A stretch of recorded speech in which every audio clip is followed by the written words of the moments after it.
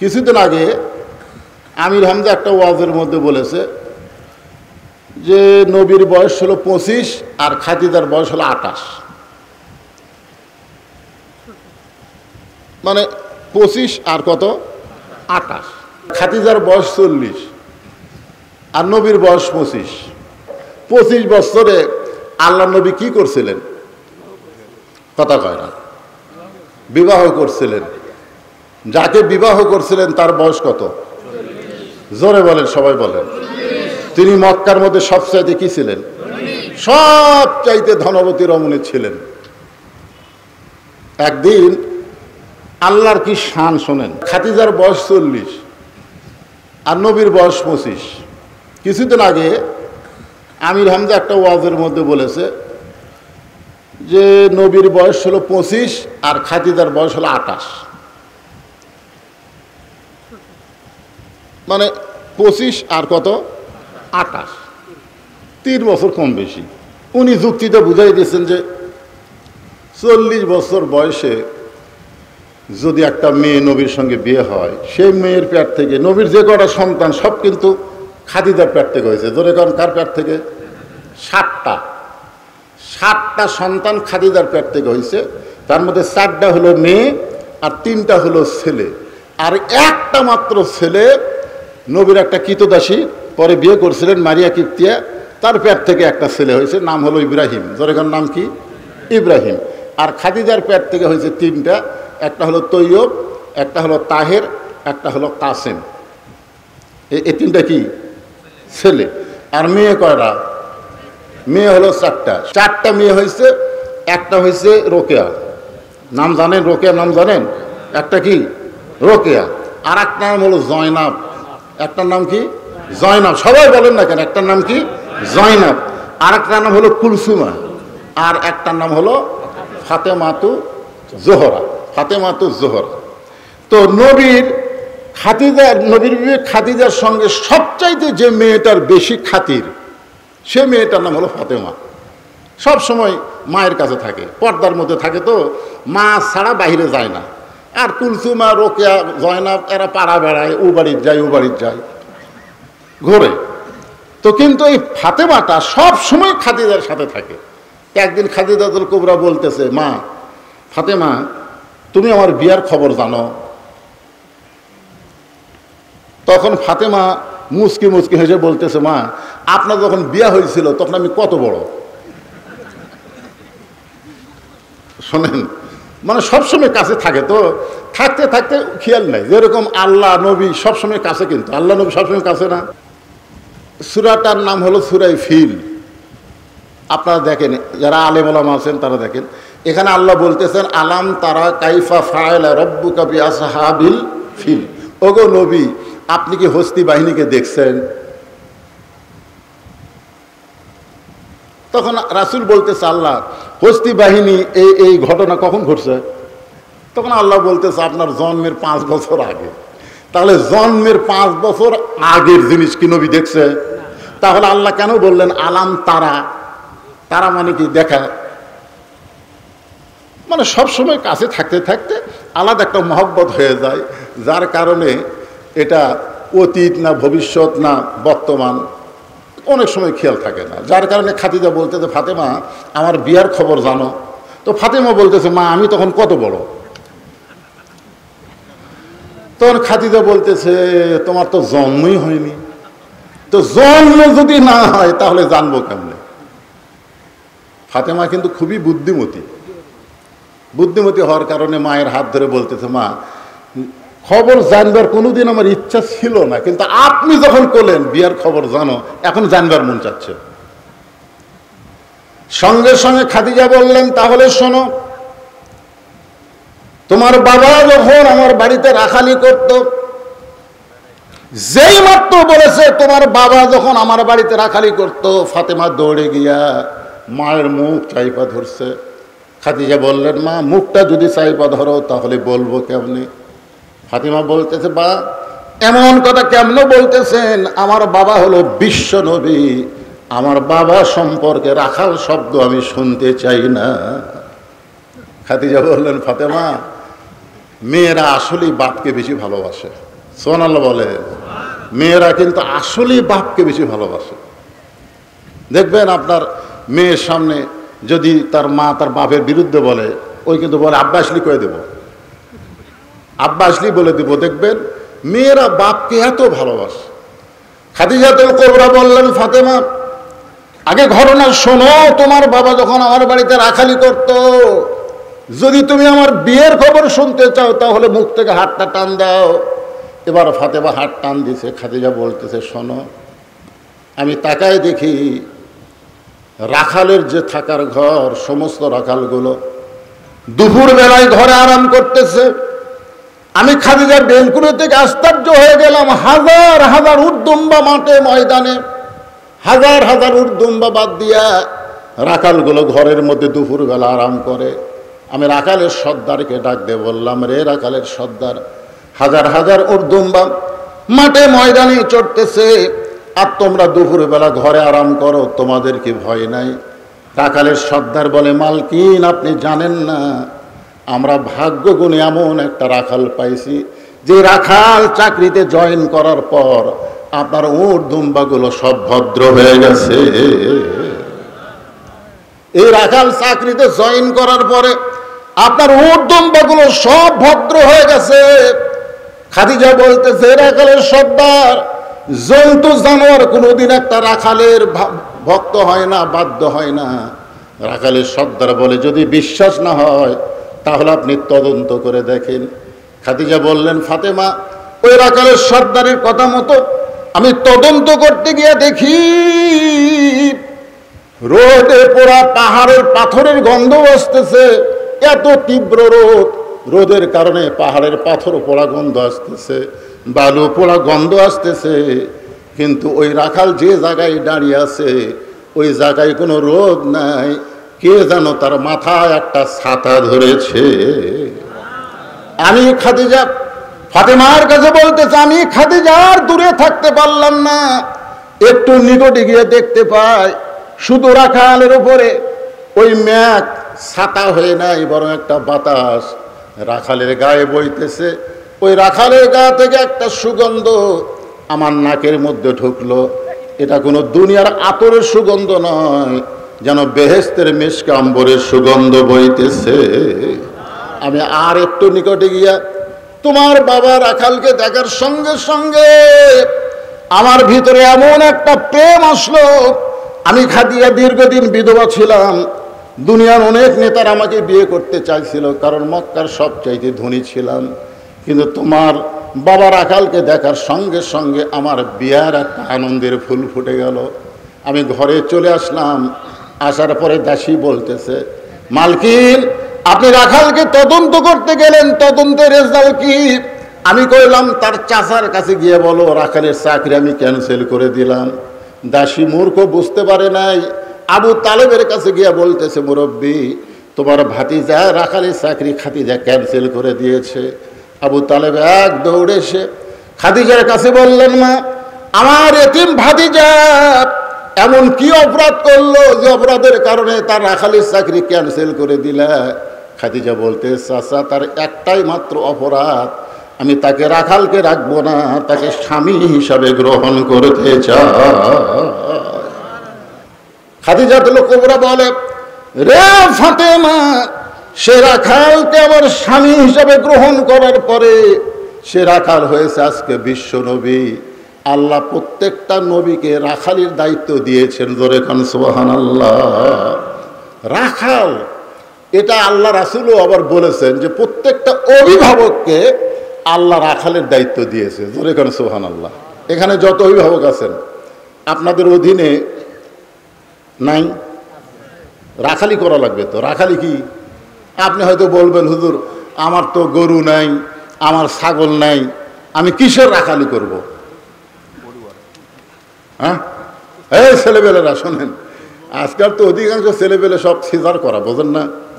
হ্যাঁ, আপনি সিজার করা বাচ্চাকে যতই ওয়াজ শোনেন কোনো কাম হবে না, কোনো কাম হবে না। আমি মায়েদের পায়ে হাত দিয়ে বলতেছি, মা এই যে ছোটবেলায় আমরা একটা গজল গাইতাম, এখন আর ভয় গজল গাই না।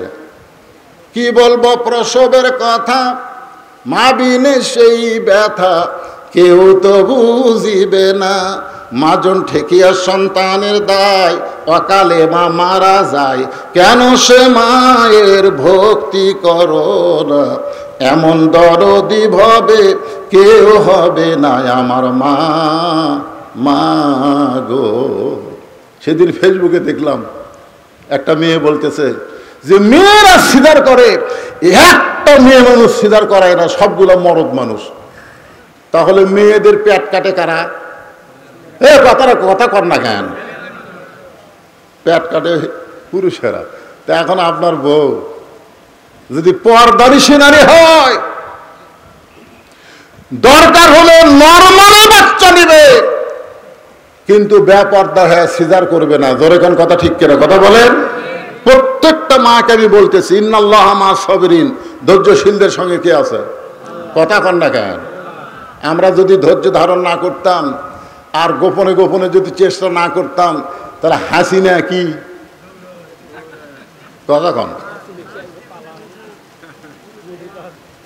মায়ের প্রসব বেদনা একটু কষ্ট হয়, কিন্তু কষ্টের পরে যখন সন্তান বুকে আসে তখন কিন্তু মার সেই কষ্টের কথা মনে রাখে না। যেই মা একবার বাচ্চা নর্মালে হয়, ওই বারবার বাচ্চা নর্মালে নিবে, কারণ ওই জানে হতে একটু কষ্ট হয়, কিন্তু তারপরে যখন বুকের উপর আসে তখন আর কষ্ট থাকে না। এ হাসিনা যতদিন ক্ষমতায় ছিল, ভালো মানুষের প্রসব বেদনার মতন কষ্ট হয়েছে। জোরে জোরে কথা ঠিক কিনা? কি একটু ধৈর্য ধরেন মায়েরা, যারা পদ্মার অন্তরে আছেন, একটু ধৈর্য ধরেন। বাচ্চা হওয়ার আগেই কিন্তু পেট কাটে। বাচ্চা হওয়ার আগে, বাচ্চার জন্ম হবে 2 দিন পর নর্মালে, কিন্তু ডাক্তার টাকা খাওয়ার জন্য বলতেছে পেটে পানি নাই, বেঁকা হয়ে আছে। এই যে মিথ্যা কথা বলবি, মানে টাকা কামাই করবে। এখন পেটের পানি শুকিয়ে গেছে, বেঁকা হয়ে আছে, এখন পেট কাটছে। পেট কাটা দেখে আর ঘুমই ভাঙ্গেনি। তারপর 4-5 জন ডাক্তার কয়, কে রে আমরা যে টাকার লোভে পেট কাটনো, আর যে ঘুম ভাঙে নেন কি করি?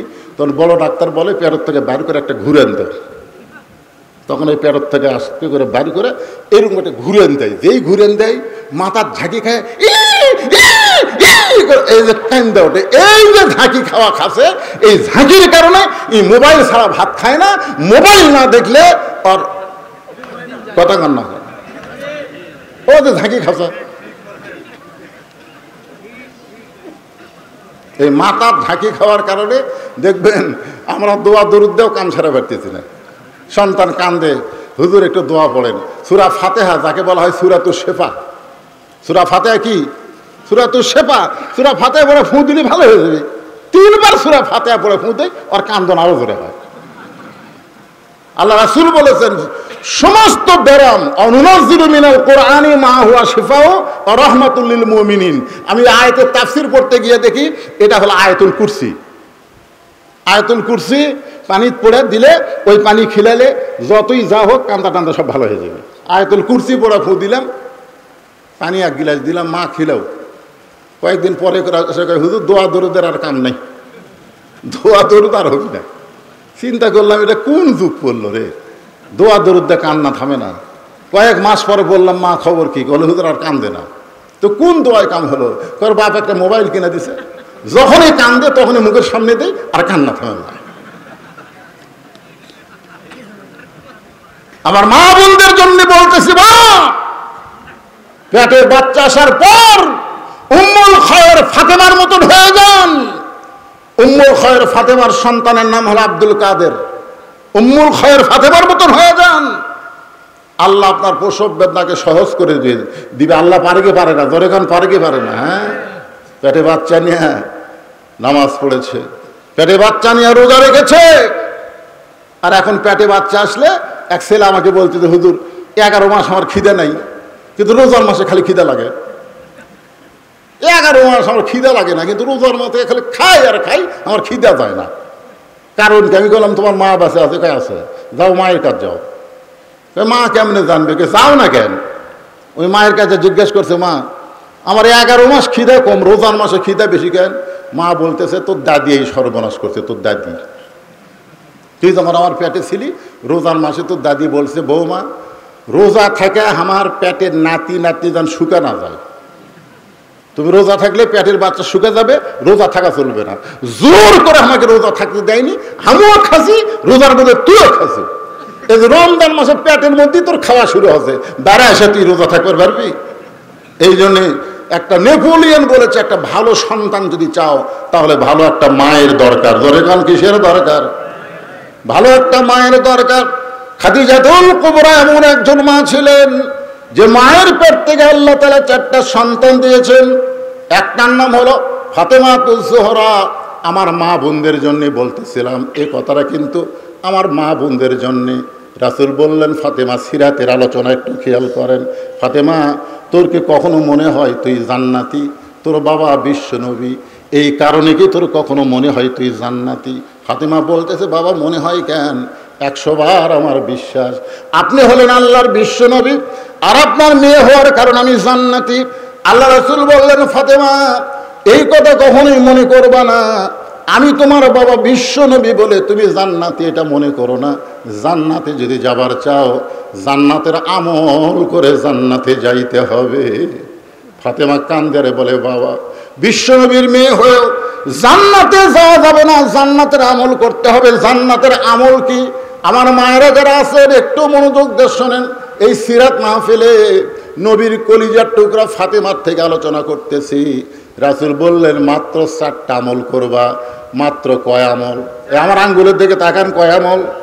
আরে পাগলা, বাড়ির বউ যদি ভালো হয় আপনার কলিজায় অর্ধেক শান্তি জান্নাতের চলে আসবে। জোরে কর কথা, ঠিক কিনা?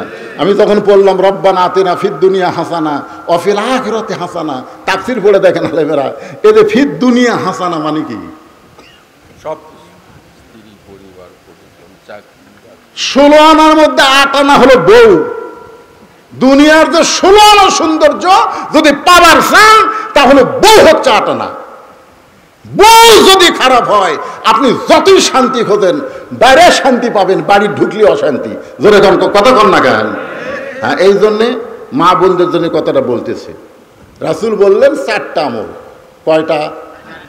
খুব খেয়াল করেন, নামাজ, রোজা, সতীত্বের হেফাজত, আর স্বামীর খেদমত। আল্লাহ রাসূল ফাতেমাকে বললেন, সব সময় না, স্বামী যখন খেদমত চাবে, এ খুব খেয়াল করে শুনবেন, স্বামীর খেদমত সব সময় না, স্বামী যখন খেদমত চাবে তখন খেদমত করে। সবাই মনোযোগ দিয়ে শোনেন। বউ যদি আপনার আপনি খেদমত চাচ্ছেন না, যদি আপনার খেদমত করে আপনি বুঝতে পারবেন এর মধ্যে একটা কি ভেজাল নাই। আপনি খেদমত চাবেন, রাসূল বললেন আমার আলী যখন তোমার কাছে খেদমত চাবে তখন তুমি খেদমত করবা, তাছাড়া খবরদার তুমি নিজের ইচ্ছায় যেন খেদমত করতে যাবে না। কারণ চোরের মন, কথাটা বোঝেন, অতিভক্তি। হ্যাঁ, একেবারে ফাঁকাতে বাতাস করতেছে। তো স্বামী কয়, কে গো কারেন্ট নাই? আছে তো কারেন্টে ফ্যান দেয়, পাখার বাতাস কেন? এই ফ্যানই তো আমার সতীন, উনি যদি আপনাকে বাতাস দেয় তাহলে আমি জান্নাতে কেমনে যাই? এই জন্য ফ্যান বন্ধ করছি, আপনাকে বাতাস করে আমি একটু জান্নাতে যাবার চাই। বাম হাতে বাতাস করে, ডান হাতে কপাল টিপে। স্বামী কয়, কে গো কি হলো তোমার? তোমার ভক্তি করে আমি জান্নাতে যাবার চাই গো। তারপরে পাও টিপে, হাত টিপে। স্বামী একসময় খুশি হয়ে বলতেছে, আসলেই তোমার মতন বউ পাওয়া হলো ভাগ্যের ব্যাপার। যেই বলছে তোমার মতন বউ পাওয়া ভাগ্যের ব্যাপার, সঙ্গে সঙ্গে বউ কান্না শুরু করছে। স্বামী কয়, কে গো কান্দো কেন? বলে, কান্দি এমনি কান্দি। স্বামী বলছে, কি হয়েছে গো? না না, আপনাকে বলে লাভ নাই তো, এমনি এমনি বাতাস করে, পাও টিপে আবার করে কান্দে। স্বামী কয়, এই বাতাস বন্ধ কর, পাওটা বন্ধ, কি জন্য কান্দিস বল? তখন বলতেছে, কান্দার কারণ হলো তোমার বুড়া বাপ আর বুড়ি মা, এটাই হলো কান্দার কারণ। কারণ তুমি যখন বাহিরে যাও তখন তোমার এই বুড়া বাপ আর বুড়ি মা আমার কলিজাত আগুন ধরে দেয়। এই বুড়ি আর এই বুড়া যদি সাথে থাকতে চাও তাহলে আল্লাহর রাস্তায় আমার বাপের বাড়িতে পেরে দাও। আর যদি আমার সাথে জান্নাতের সংসার করে খাবার চাও তাহলে এই বুড়া বুড়ি বাদ দেওয়া লাগবে। মামা আলাইনা ইল্লাল বালাক। এখন তুমি কি আমল করবা কও? এখন সিরাত যদি থাকে আপনার কাছে, সিরাত বোঝে? সিরাত মানে কি? আমার জামাই আওয়াজ করলো না, সিরাত কি? সিরাত হলো আল্লাহর কোরআন। যদি আল্লাহর কোরআন আপনার কাছে থাকে, সিরাত যদি আপনার কাছে থাকে, তাহলে সিরাত এসে বলবে ওয়া কাযা রাব্বুকা আল্লা তা'বুদু ইল্লা ইয়াহু ওয়া বিল ওয়ালিদাইনি ইহসানা। আল্লাহু আকবার। দেখছেন নবীর সিরাত এসে কি বলতেছে? রে বউ গেলে ছাড়া দিলে বউ পাবুরে, বউ ছাড়া দিলে বউ পাবু, বউ মরে গেলেও বউয়ের অভাব নাই রে।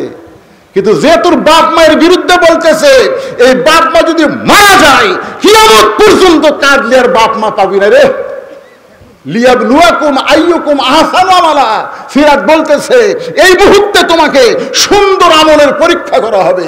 এই মুহূর্তে তোমার সুন্দর আমল হলো বউকে বাপের বাড়িতে পাঠা দেওয়া, বাপ মায়ের খেদমত করা। জোরে কোন সুবহানাল্লাহ। তাহলে আপনি নবীর সিরাত গ্রহণ করলে কি করবেন? বউয়ের কপালে চুমা খাবেন? বউ আপনার বাপ মায়ের বিরুদ্ধে বলতেছে, আপনি কি করবেন? কথা কন, কি করবেন? নবীর সিরাতকে গ্রহণ করলে লাভ দেওয়াটা লাগবে। ওঠ, বউ বলে ওঠ, ব্যাগটা গোছান আছে। বউ বলবে ব্যাগটা গোছান কেন? তুই না বললি বাপের বাড়ি যাবি, তো বাপের বাড়ি তো কাজ করে পাঠাবো। 3 তালাকের অটো ভ্যান, 3 তালাকের কি ভ্যান? 3 চাকাল নয়, 3 তালাকের অটো ভ্যানত চড়ে বাপের বাড়ি যা। বউ দৌড়ে এসে পাও ধরে বলবে তুমি আসলেই নবীর প্রকৃত উম্মত। জোরে কান সুবহানাল্লাহ। ভাইজান বলেছেন সতীত্বের হেফাজত, পর্দা করো। ও মায়েরা শুনুন, নবীর সিরাত হলো অকরনা ফি বুয়ুতিকুন্না ওয়ালা তাবাররাজনা তাবাররুজাল জাহিলিয়াতিল উলা। নবীর সিরাত, নবীর কোরআন, মাতাকুমের রাসূলু ফাখুযুহু ওয়া মা নাহাকুম আনহু ফান্তাহু। আমার মায়েদের বলতেছি, মা খালি মরে গেলে 5 কাপড় না, খালি বুড়ি হলে ঘন্টা দেওয়া না। একটা বুড়ি মানুষ বোরকা পরে রাস্তা দিয়ে যায়, ওর সাথে 17 বছরের লাতনি, ওর গাত বোরকা নাই। একটা ওন্না আছে, ইনকা গলার মাফলা হয়ে গেছে, ওন্না ইনকা গলার মাফলা। আপনারা এখন বলেন রাস্তার মানুষ ওই বুড়ির দিকে তাকাবি না ছুরির দিকে তাকাবি? কতক্ষণ কার দিকে তাকাবে? তো ছুরির গাঁত বোরকা নাই, বুড়ির গাঁত বোরকা। কে দাদি বোরকা পড়ছেন কেন? মরা লাগবি ভাই, মরা লাগবি ভাই। কে রে বুড়ি, তুই তো বোরকা পড়ছো মরার জন্য, তোর দিকে তো বুড়াও তাকায় না। 50 বছর আমের গাছের গোড়াত কেউ বেড়া দেয়? যদি কেউ বেড়া দেয়, আপনি বলতেছেন কে ভাই বেড়া দিচ্ছেন কেন? ভাই সতর্কের মান নেই, গরু ছাগল যদি খায়। কে রে পাগলা, 50 বছরের গাছের দিকে গরু ছাগল ঘৃণা করে তাকাবি না? বেড়া লাগবি? বেড়া যদি দিবার চাস, ওদের জ্বালা গাছ আছে, জ্বালা চারা গাছ, ওদের বেড়া দে। বেড়া না দিলে গরু বকরি পাড়িয়ে ফেলে ধর্ষণ করবি। তোর কথা কর না কেন? আমি বলতেছি মরে গেলে 5 কাপড় দিয়ে কোনো লাভ হবে না মা। মরে গেলে খাটনি চাদর দিয়ে ঢাকা কোনো লাভ হবে না। জীবিত অবস্থায় আপনাদেরকে পর্দা করতে হবে, পর্দার ভিতরে থাকতে হবে, পর্দার ভিতরে সন্তানের উৎপাদন করা লাগবে। জোরে করে কথা ঠিক না?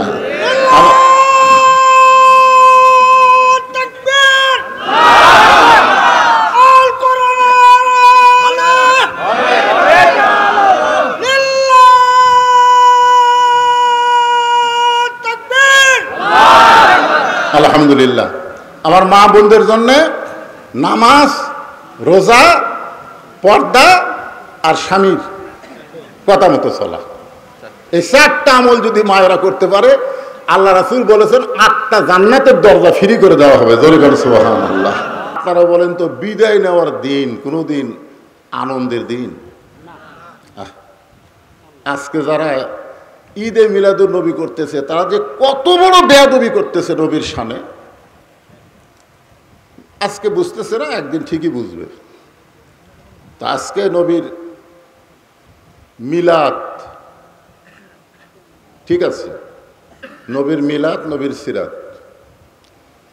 আমি আপনাদেরকে নবীর 4টা চাচার নাম বলবো। কয়টা? 4টা। নবীর 4টা চাচা। একটা চাচার নাম হলো হযরত আব্বাস রাদিয়াল্লাহু তাআলা আনহু। একটা চাচার নাম হচ্ছে আমির হামজা। কয়টা গেল? আর একটা চাচার নাম হলো আবুল আহাব, আর একটা চাচার নাম হলো আবু তালেব। তাহলে কয়টা হলো? নবীর আরো চাচা আছে, কিন্তু আমি 4 জন চাচাকে নিয়ে সিরাত এবং মিলাদ এই বিষয়টা আপনাদের সামনে পরিষ্কার করব। আপনারা বলেন তো, আবুল আহাব নবী দুনিয়াতে আসাতে খুশি না বেজার? সবাই জানেন বেজার। এমন খুশি তো খুশি, উম্মে আইমান নামে তার একটা দাসী ছিল। ওই দাসীটা যখন যা খবর দিল যে আপনার যে ভাইটা আব্দুল্লাহ মারা গেছে, সে আব্দুল্লাহর যে বিবি আমিনা ছিল তার গর্ভ থেকে এই মুহূর্তে একটা সুন্দর ফুটফুটে সন্তান জন্ম নিয়েছে, এই কথা শোনার সঙ্গে সঙ্গে আবুল আহাব এরকম 2 আঙ্গুলের ইশারা করে বললেন, যা, তোকে আমি মুক্ত করে দিলাম। তাহলে চিন্তা করে দেখে, নবী দুনিয়াতে আসাতে আবুল আহাব খুশি না বেজার? আজকে যারা নবীর মিলাদে খুশি, নবীর সিরাতে খুশি না, আপনারা বলেন তো আবুল আহাব কি নবীর সিরাতে খুশি না বেজার?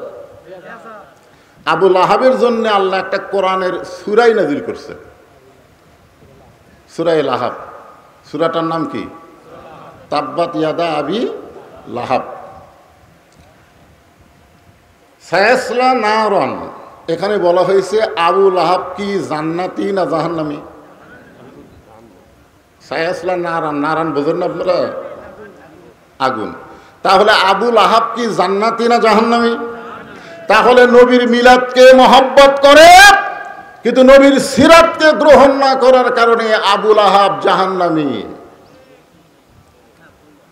একদিন আব্বাস রাদিয়াল্লাহু তাআলা আনহু স্বপ্নে দেখলেন আবুল আহাবকে।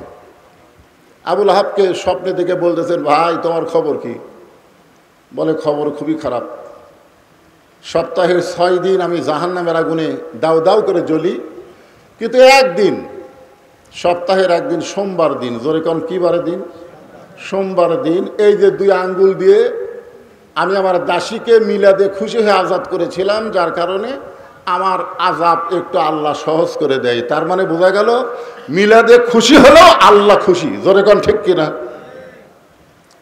আর একটা নবীর চাচার নাম হলো আবু তালেব, জোরে কোন নাম কি? আপনারা বলেন তো, আপনাদের এই এলাকায় আবু তালেব নামে মুসলমান আছেন নাই? আছে, আছে। আবু তালেব নাই, কিন্তু আবু লাহাব নামের মুসলমান। আপনারা খুব করে খেয়াল করেন তো, আবু তালেব কাফের, আবু তালেব কি? আবু লাহাব কি? তাহলে আবু তালেব নামে মুসলমান আছে, কিন্তু আবু লাহাব নামে গোটা বগুড়া জেলায় একটাও নেই। আপনারা বলেন তো কারণ কি?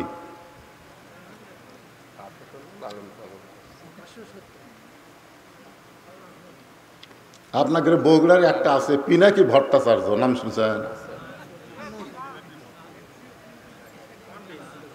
এই পিনাকি ভট্টাচার্যের নাম শুনছেন? ওই কিন্তু এখন বাংলাদেশত নাই,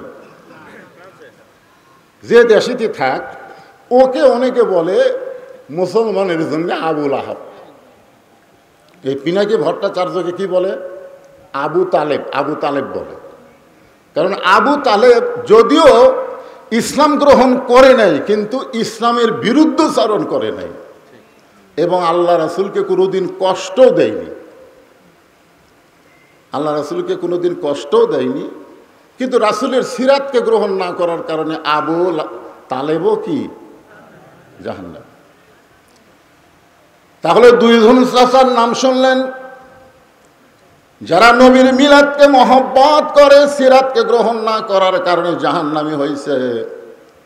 আবার নবীর 2 জন চাচা আমির হামজা, হযরতে আব্বাস, তারা মিলাদকেও মহব্বত করেছে, আবার সিরাতকে গ্রহণ করে তারা সাহাবীর মর্যাদা পেয়েছে। সুবহানাল্লাহ। এখন আপনারা যারা এখানে বসে আছেন, আমরা নবীর মিলাদ, নবীর জন্ম,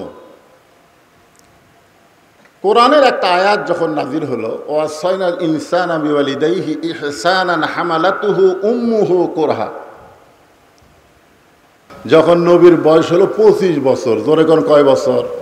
আল্লাহ রাসূল হাজার হাজার সাহাবী নিয়ে আলোচনা করতেছেন। হাজার হাজার সাহাবী নিয়ে যখন নবী আলোচনা করতেছেন, এমন সময় উটের পিঠে চড়ে একটা বুড়ি মানুষ নবীর দিকে আসতেছে। হাজার হাজার সাহাবীরা নবীর আলোচনা শুনতেছে। এমন সময় উটের পিঠে চড়ে একটা বুড়ি মানুষ আল্লাহ নবীর দিকে আসতেছে। নবী আলোচনা করতে করতে হঠাৎ লক্ষ্য করে দেখেন ওই বুড়িটার কেউ না, ওই বুড়িটা হলো নবীর দুধ মা হালিমাতুস সাদিয়া। সঙ্গে সঙ্গে নবী দাঁড়িয়ে গেলেন। যে নবী বসে আলোচনা করতেছিলেন সাহাবীদের সামনে, সঙ্গে সঙ্গে নবী দাঁড়িয়ে গেলেন। সাহাবীর আশ্চর্য হয়ে গেল, একটা বুড়ি উটের পিঠে চড়ে আসতেছে আর নবী দাঁড়িয়ে গেলেন। শুধু নবী দাঁড়িয়ে গেলেন না, এক টানে গায়ের চাদর খুললেন। গায়ের চাদর খুলে উটের সামনে গিয়ে ওই চাদরখানা বিছাইয়ে দিলেন। সঙ্গে সঙ্গে হযরত আবু বকর, আল্লাহর নবীকে যিনি জীবনের চাইতে সবচাইতে বেশি ভালোবাসেন, আমরা সুন্নিদের কাছে শুনি উহুদের ময়দানে নবীর দান শহীদ হয়েছে। এই কারণে ওয়াইসকুরুনি নবীর মহব্বতের সমস্ত দান ভেঙে ফেলেছে। সুন্নি যারা ওয়াজ করে তারা ওয়াইসকুরুনিকে খুব দাম দেয়। আপনারা বলেন তো, আল্লাহর নবীর যত সাহাবী ছিল, নবীকে সবচাইতে বেশি ভালোবেসেছেন তার নাম কি? একেবারে সবাই এক বাক্যে বলেন নাম কি? কারণ আল্লাহ রাসূল বলেছেন, আমার আবু বকরের এক রাত, মহব্বতের এক রাত নেকি যদি এক পাল্লায় তুলে দেওয়া হয়, আমার সমস্ত উম্মতের ইবাদতের নেকি যদি আরেক পাল্লায় তুলে দেওয়া হয়, আমি নবীকে মহব্বত করার নেকির ওজন আল্লাহর কাছে অনেক বেশি হবে। সে আবু বকর সহ্য করতে পারে যেই নবীর জুতার পরশে আল্লাহর আরশ ধন্য হয়ে গেছে। সুবহানাল্লাহ বলেন না কেন? যেই নবীর জুতার পরশে আল্লাহর কি হয়েছে? আরশ ধন্য হয়ে গেছে। আর সেই নবীর গায়ের চাদর, একটা বুড়ি মানুষ উটের পিঠে চড়ে আসে, সেই উটের সামনে চাদর মাটিতে বিছাইয়ে দিছে। আল্লাহ রাসূল বলতেছেন, মা আপনার পা আমার চাদরের উপরে দিবেন, মাটিতে দিবেন না। সঙ্গে সঙ্গে হযরত আবু বকর দৌড়ে গিয়ে এক টান দিয়ে চাদর নিজের বুকের উপরে নিয়ে চাদরকে চুমু দিয়ে উটের সামনে শুয়ে পড়লেন। শুয়ে পড়ে বলতেছেন, মা আপনি কে? আমি আপনাকে চিনি না। আপনি কে? আমি আপনাকে চিনি না, কিন্তু আমার নবীর চাদরে আমি জীবিত থাকতে দুনিয়ার কাউকে পা দিতে দিব না। দরকার হলে আপনি আমার বুকে পা দিয়ে নামেন, কিন্তু নবীর চাদরে আমি জীবিত থাকা অবস্থায় পা দিতে দিব না। আল্লাহ রাসূল আবু বকরের কাছ থেকে চাদর কেড়ে নিয়ে বলেন, আবু বকর, মা আতাকুমুর রাসূলু ফাখুযুহু ওয়া মা নাহাকুম আনহু ফান্তাহু। আল্লাহ কোরআনে বলেছেন, আমি নবী যেটা করব সেটাই করতে হবে, আমি নবী যেটা নিষেধ করব সেটা করা যাবে না। আমি নবী চাদর বিছাই দিলাম, আর সেই চাদর তুমি টান দিবা, সেই টান দেওয়ার অধিকার কোথায় পেইলা? আবু বকর সবচাইতে নরম সাহাবী ছিলেন। জোরে কোন সুবহানাল্লাহ। ওমর ফারুক জোড়হাত করে বললেন, মা আল্লাহ নবী আপনাকে কেমন জানে আমরা জানি না। নবী চাদর বিছাই দিছে, আমার বড় ভাই আবু বকর চাদর টান দিস। নবী এত রাগ করেছেন, আমি জানি না আপনি কে।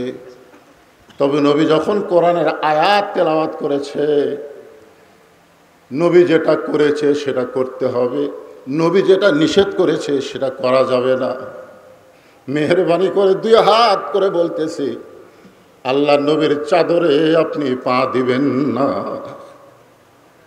নবীর যত সাহাবী ছিলেন সবচাইতে গরম সাহাবীর নাম কি? আরো জোরে বলেন।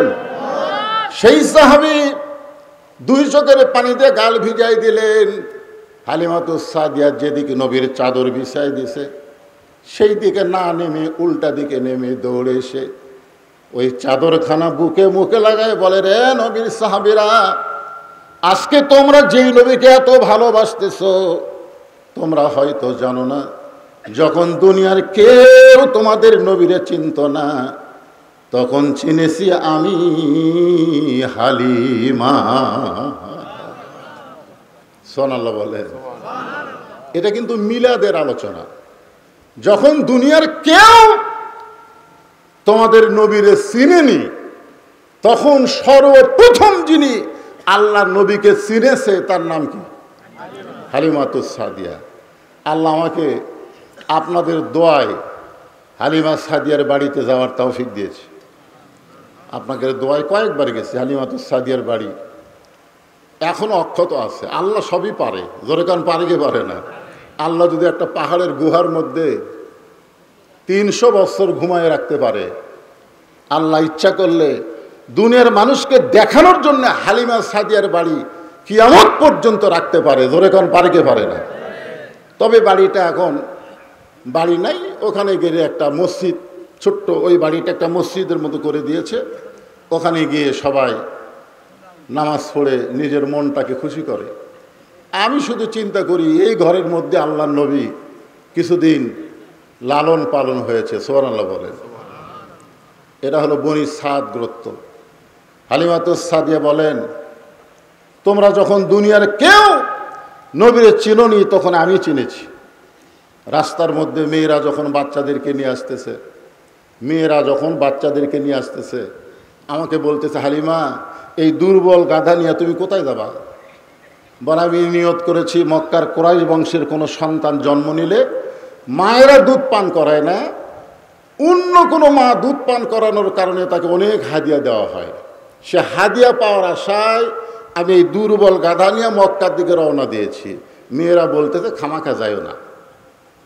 কুরাইশ বংশের যে কয়টা ধনী ঘরে সন্তান জন্ম দিয়েছিল সব সন্তান আমরা কোলে নিয়েছি, বিনিময়ে অনেক হাদিয়া পেয়েছি। শুধুমাত্র একটা সন্তান এখন মক্কাতে আছে, যেই সন্তান জন্মের আগেই বাবা হারাইছে।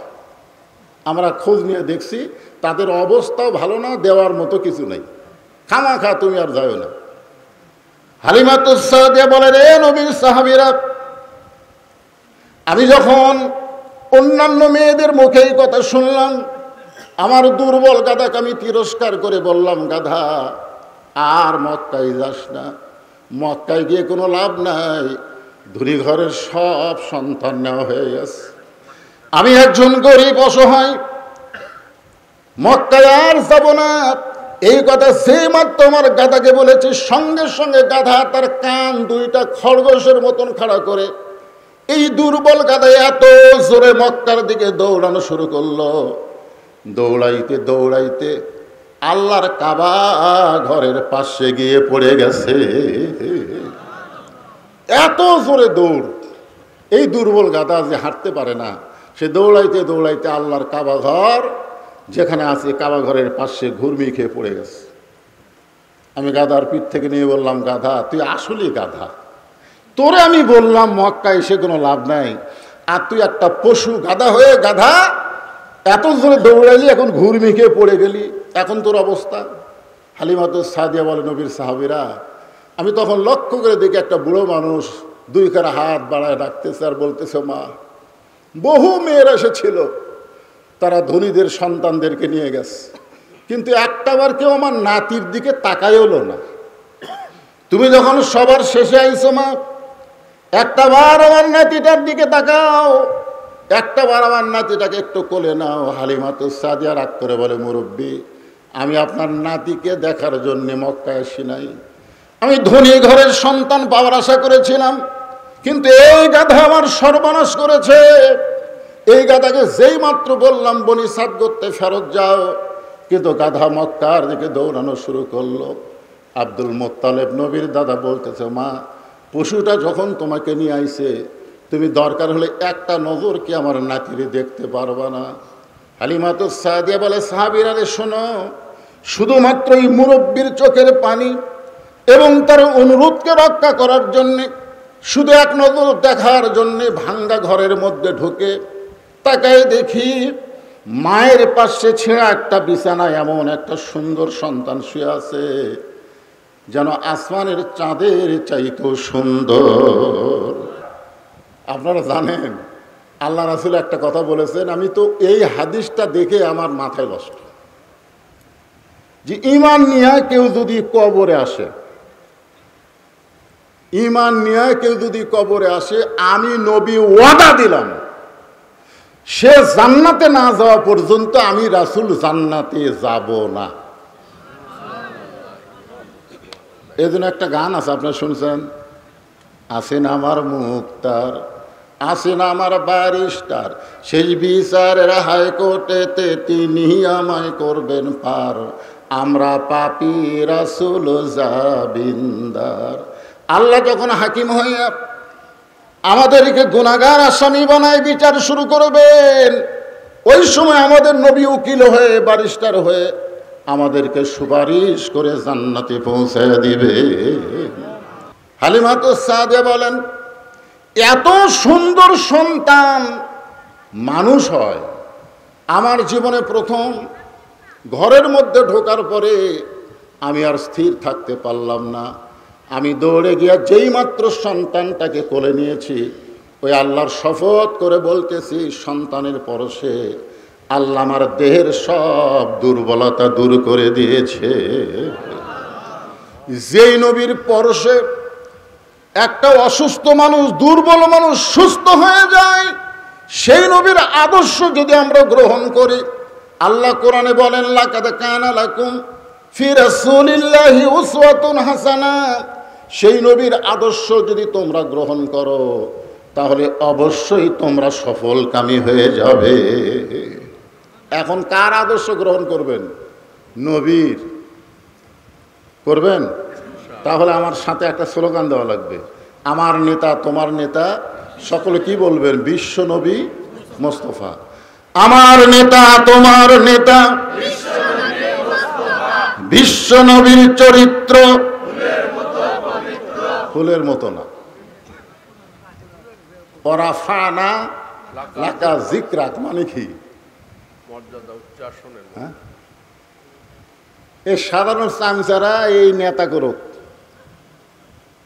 সামনে নিয়ে বলে আমার নেতার চরিত্র ফুলের মতন পবিত্র, নামাজ পড়ে না, একত্ব, কি কন? এর কিছুদিন পর শুরু হবি তো।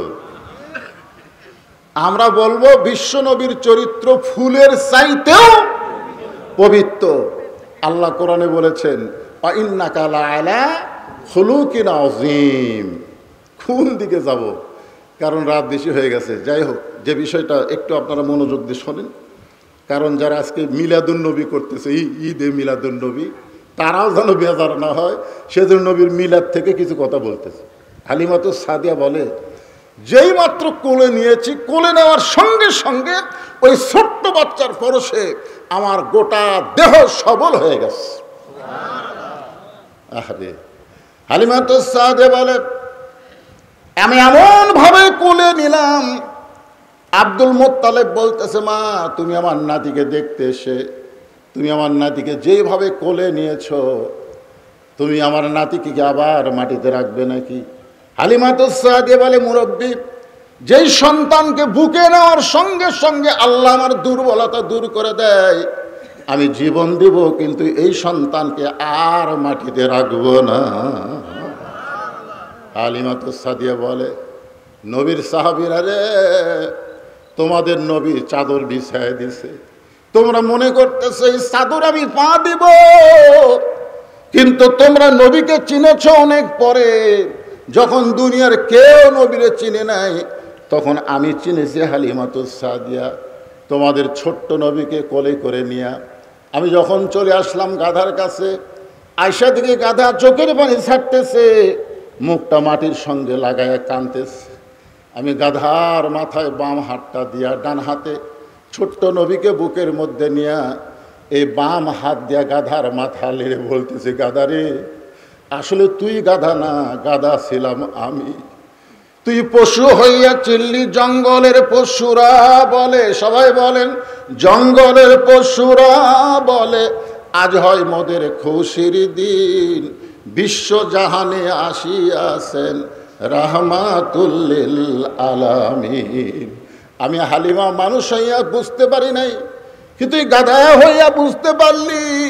তুই এত দূরে দৌড়ে আসলি, মক্কার কাছে পড়ে গেলি কাবার পাশে, তুই কি আর উঠবি না? কে যেন আমার কানে বলে, হালিমা, যে বাচ্চাকে কোলে নিয়ে তুমি সুস্থ হয়ে গেছো, তোমার গাধাকে যদি সুস্থ করতে চাও, ওই বাচ্চার বাম পাখানা গাধার মাথায় লাগায়া দাও। আমি হালিমাতুস সাদিয়া, রে নবীর সাহাবীরা শোনো, তখন কেউ চিনে নাই নবীকে। আমি ছোট্ট নবীর পা যখন গাধার মাথায় লাগাই দিলাম, সঙ্গে সঙ্গে আমার গাধাটা সবল হয়ে গেল। আমি গাধার পিঠে চড়ে বনি সাদ গোত্রের দিকে রওনা দিলাম। এত তীব্র রোদ হচ্ছিল, আমার আসল দিয়ে তোমাদের ছোট্ট নবীকে আমি ঢাকতে যাব, কিন্তু আমি আসল দিয়ে ঢাকার আগে একখণ্ড মেঘ আমার মাথার উপরে চলে আসলো। ওই মেঘের ভিতরে এত সুন্দর বাতাস। আমি কইলাম, মেঘ রে, তুই কোথা থেকে আসলি আমার মাথার উপরে? এত সুন্দর বাতাস কে দেয়? কে যেন দূর থেকে বলে, হালিমা, যেই ছোট্ট বাচ্চাকে তুমি কোলে নিয়েছো, ওই বাচ্চার ওসিলায় মেঘকে তোমার মাথায় ছাতা করে দেওয়া হলো, আর জান্নাতের দরজা খুলে তোমার শরীরে জান্নাতের বাতাস বওয়া শুরু হয়েছে। এটা হলো নবীর মিলাদ। নবীর জন্মের সময় সবাই নবীর চিনে নাই। 2-4 জন যারা চিনেছে তার মা আমিনা চিনেছে হালিমাতুস সাদিয়া। হালিমাতুস সাদিয়া শেষ পর্যন্ত মুসলমান হয়ে গেছে।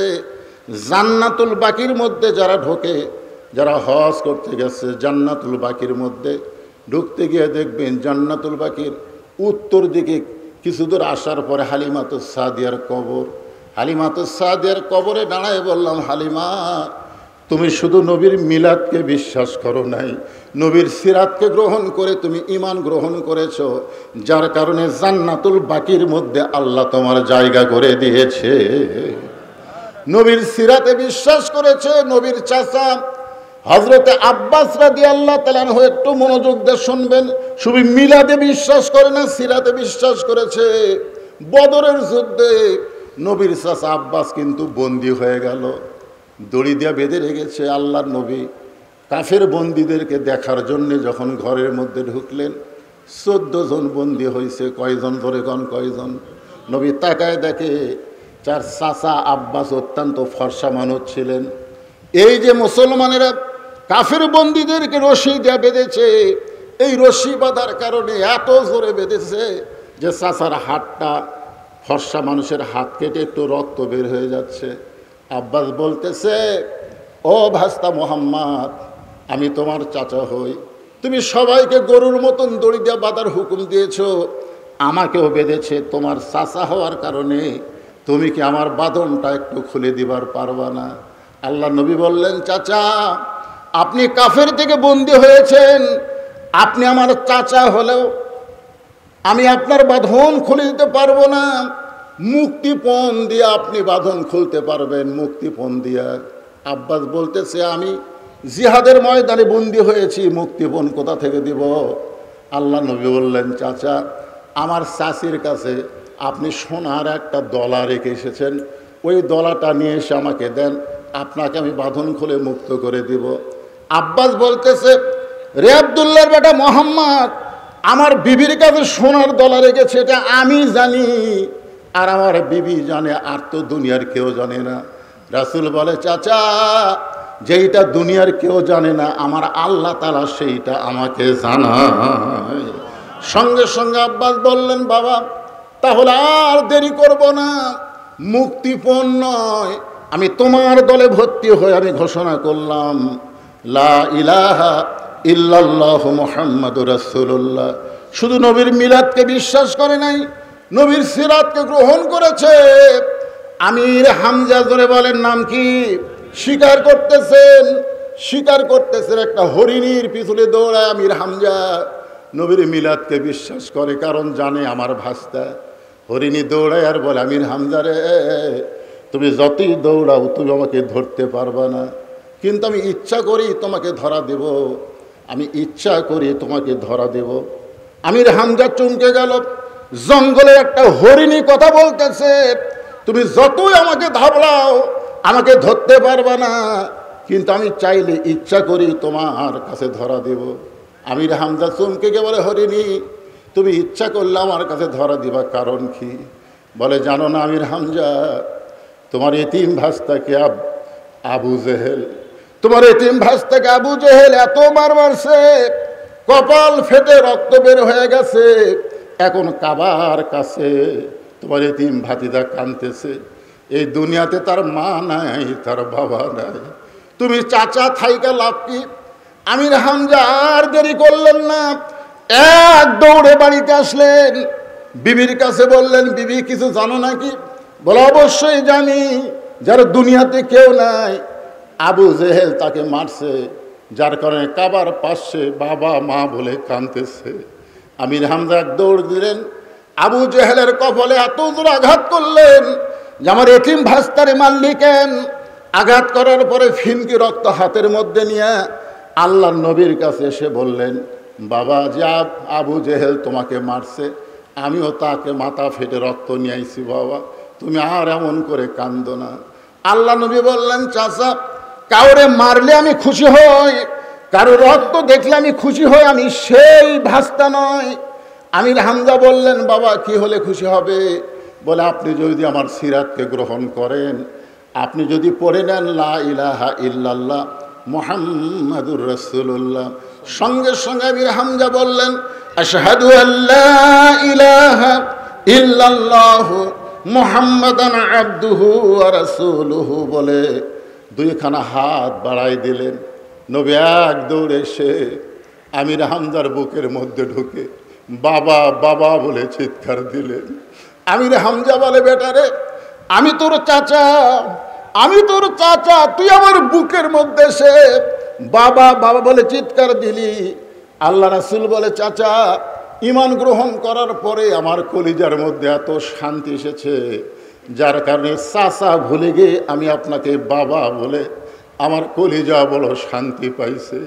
আমির হামজা বলতেছে, বেটারে, তোর কলিজা যদি শান্তি পায় তাহলে তুই শোনে নে, দরকার হলে তোর জন্য আমার কলিজা পর্যন্ত দিতে রাজি হয়েছি। উহুদের ময়দানে আমির হামজাকে আপনারা সকলেই জানেন, আমির হামজার কলিজা চিবায় চিবায় বুকের কাছে রাখছিল শহীদ, যাকে বলা হয় সাইদুস সোহাদা আমির হামজা। বাজান নবীর জন্য নিজেদের জীবন পর্যন্ত দিল। আল্লাহ রাসূল চাচার কলিজার কাছে গিয়ে কাঁদতেছে।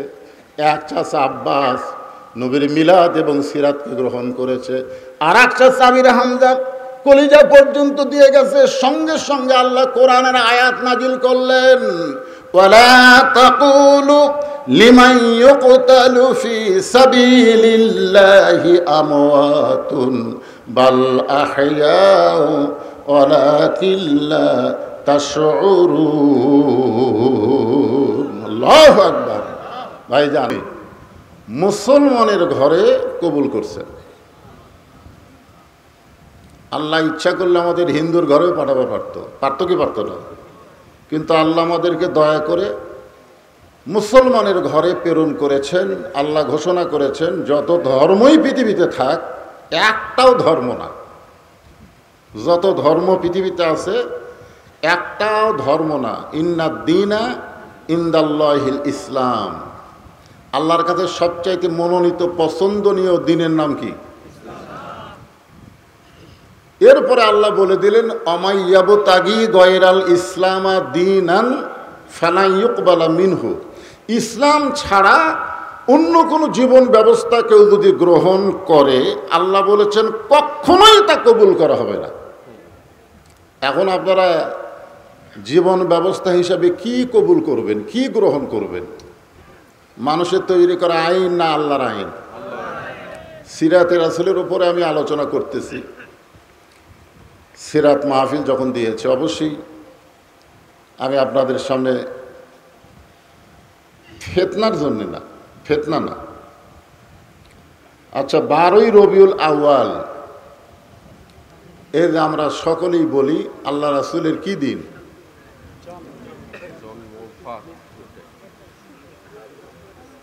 আজকে আমাদের বগুড়া শহরের এক প্রান্তে ঈদে মিলাদুন নবী উদযাপন হচ্ছে, ঠিক কিনা বলেন?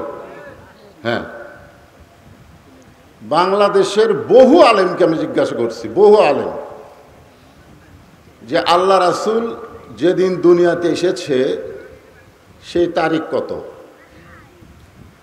রবিউল আউয়াল মাসে নবী যে দুনিয়াতে এসেছেন এটা ঠিক, কিন্তু কয় তারিখে এসেছেন পৃথিবীর কোনো আলেম এখন পর্যন্ত বলতে পারে না, মতভেদ করে।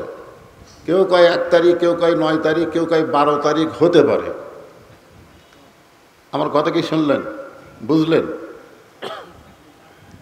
আমি রাসূলের কয়েকটা জীবনী পড়েছি, জীবনী পড়ে যেটা জানছি সেটা হলো আল্লাহ রাসূল যখন দুনিয়াতে এসেছেন তখন তিনি যে এত বড় নবী হবেন সেটা কেউ খেয়াল করেনি, সেটা কেউ কি করেনি, খেয়াল করেনি। যে আব্দুল্লাহ দুনিয়াতে আসার আগে, সন্তান দুনিয়াতে আসার আগে দুনিয়া থেকে চলে গেল, এমন একটা গরিব কুরাইশ বংশে জন্ম নিল, এই ছেলেটা যে বিশ্ব নবী হবে এটা কেউ এটা বিশ্বাস করেনি। আমার কথা কি বুঝলেন? এবং জন্ম তারিখ যিনি লিখে রাখে, আমি যে কত সালে জন্মেছি, কয় তারিখে জন্মেছি, এটা লিখে রাখছে আমার বাপ, জোরে কনকে। কিন্তু নবী দুনিয়াতে আসার আগে বাপ কি মারা গেছে। নবীর মা খুব একটা বেশি দিন দুনিয়াতে ছিলেন না, এই জন্যেই নবী কত তারিখে দুনিয়াতে এসেছেন এটা নিয়ে মতভেদ আছে। আমার কথার দিকে খেয়াল করবেন, নবী কত তারিখে দুনিয়াতে এসেছেন এটা নিয়ে কি আছে, মতভেদ আছে। 1 তারিখও হতে পারে, 9 তারিখও হতে পারে, 12 তারিখও হতে পারে। তাহলে যেই তারিখ নিয়ে মতভেদ আছে সেই তারিখ নিয়ে আপনারা ঈদে মিলাদুন নবী কেমনি করবেন? আমার কথা কি বুঝতে পারলেন? কিন্তু নবী যে 12 তারিখে দুনিয়া থেকে বিদায় নিয়েছেন এটা নিয়ে কোনো মতভেদ নাই। আমার কথা খেয়াল করেন, নবী যে 12 তারিখে দুনিয়া থেকে বিদায় নিয়েছেন এটা নিয়ে কোনো মতভেদ নাই। কেন নাই বলেন তো? কারণ নবী যখন দুনিয়া থেকে বিদায় নিয়েছেন নবীর 1 লক্ষর উপর সাহাবী ছিল, 1 লক্ষের উপর কি ছিল? তাহলে নবী কত তারিখে বিদায় নিয়েছেন তারিখটা সবাই লিখে রাখছেন, সবাই জানেন। তাহলে নবী বিদায় নিছে 12 তারিখে, এই ব্যাপারে কোনো মতভেদ নাই। কিন্তু নবী দুনিয়াতে এসেছেন 12 তারিখে, এই ব্যাপারে মতভেদ আছে। তাহলে আপনারা দুনিয়াতে আসার তারিখে আনন্দ করবেন, কয় তারিখ করবেন? 1 তারিখ করবেন না 9 তারিখ করবেন না 12 তারিখ করবেন, যেটা মতভেদ আছে। আর 12 তারিখে যে নবী বিদায় নিয়েছেন এটার ব্যাপারে কোনো মতভেদ। আল্লাহুম্মা আনতাস সালাম ওয়া মিনকাস সালাম তাবারাকতা ইয়া যাল জালালি ওয়াল ইকরাম। আয় আল্লাহ তাআলা, কঠিন গরমের ভিতরে গোটা গা ঘেমে যাচ্ছে, আমাকে ফ্যান দিয়েছে তারপরে আমার গা ঘামতেছে, আর তোমার বান্দারা কঠিন গরমের মধ্যে বসে বসে আজকে সিরাতের মাহফিলে নবীর জীবনী থেকে মিলাদুন নবী, সিরাতুন নবী, আল্লাহর কোরআন থেকে কিছু আলোচনা শুনেছে। আল্লাহ মেহেরবানি করে আজকের মাহফিল আমাদের সকলের হেদায়েতের জন্যে, নাজাতের জন্যে, জান্নাতের জন্যে কবুল করে নাও। এই মাহফিলের শুরু থেকে শেষ পর্যন্ত যত আলোচনা হয়েছে আল্লাহ, এর মধ্যে যদি ত্রুটি হয়, ভুল হয়, মাফ করে দাও। এর যা হাদিয়া মঞ্জুর করো, সোনার মদিনায় নবী পাকে রওজা মোবারকে আল্লাহ কবুল করে নাও। আল্লাহ তামাম আম্বিয়ায়ে কেরাম, আসহাবে কেরাম, তাবিঈনে কেরাম, তাবা তাবিঈনে কেরাম, তামাম পৃথিবীর মাটির নিচে যত মুমিন মুমিনাত শুয়ে আছে আল্লাহ সকলের আরওয়াফে হাদিয়া কবুল করো। আল্লাহ আমরা যারা হাত তুলেছি, আমাদের জনম দুঃখিনী মা যাদের কবরে চলে গেছে, আমাদের দরদের বাবা যাদের কবরে চলে গেছে, আল্লাহ মেহেরবানি করে মা বাবার কবরকে জান্নাতের টুকরা বানিয়ে দাও। আজকের মাহফিলের সম্মানিত সভাপতিকে আল্লাহ তুমি কবুল করো। আল্লাহ সহসভাপতি কবুল করো, প্রধান অতিথি, বিশেষ অতিথিদের আল্লাহ তুমি কবুল করো। আয় আল্লাহ, আজকের মাহফিলে যে সমস্ত যুবকেরা কষ্ট করে, মেহনত করে, টাকা পয়সা খরচ করে এত সুন্দর সিরাত মাহফিল করেছে, প্রত্যেক বছর যেন তারা করতে পারে এমন ইমানি শক্তি তাদেরকে দান করে দাও। আল্লাহ রুমালের মধ্যে, গামছার মধ্যে যারা টাকা পয়সা দান করেছে, যে নিয়তে দান করেছে, আল্লাহ সকলের নেক নিয়ত, নেক আশাকে তুমি কবুল করো। আমার মা বোনদেরকে কবুল করো। মা ফাতেমার মতন পর্দানিশি কবুল করে নাও। আমাদের মধ্যে আমরা যারা অসুস্থ অবস্থায় আছি, আল্লাহ সবাইকে সুস্থতার নিয়ামত দান করে দাও। আয় আল্লাহ, নবীর সিরাত শুনলাম, নবীর সিরাত অনুযায়ী আমাদের বাংলাদেশকে আগামীর বাংলাদেশ, কোরআনের বাংলাদেশ কবুল করে নাও। আয় আল্লাহ তাআলা, মেহেরবানি করে শুধু নবীর সিরাতকে আমরা শুনলাম, শুনলে হবে না, বাস্তব জীবনে নবীর সিরাত, আল্লাহর কোরআনকে গ্রহণ করতে হবে। আল্লাহ কোরআন মোতাবেক আমাদের জীবন পরিচালনা করার তৌফিক দাও। সুবহানা রাব্বিকা রাব্বিল ইজ্জাতি আম্মা ইয়াসিফুন ওয়া সালামুন আলাল মুরসালিন আলহামদুলিল্লাহি রাব্বিল আলামিন। ওয়াজাল আখিরাতি কালিমাতুনা লা ইলাহা ইল্লাল্লাহু মুহাম্মাদুর রাসূলুল্লাহ সাল্লাল্লাহু